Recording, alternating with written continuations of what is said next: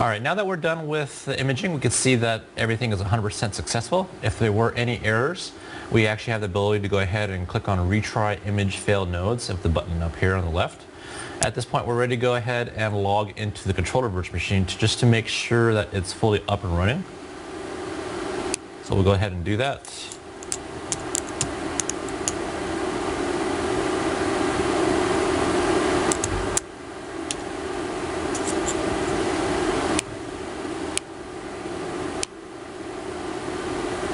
Okay, and we've got the Prism interface up.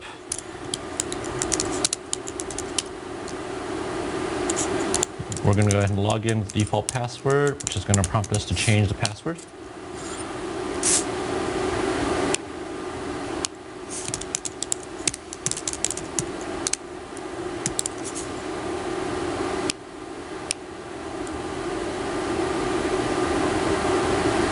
Now that we have the Prism interface up and running, we're able to go ahead and finish up with the post-install process.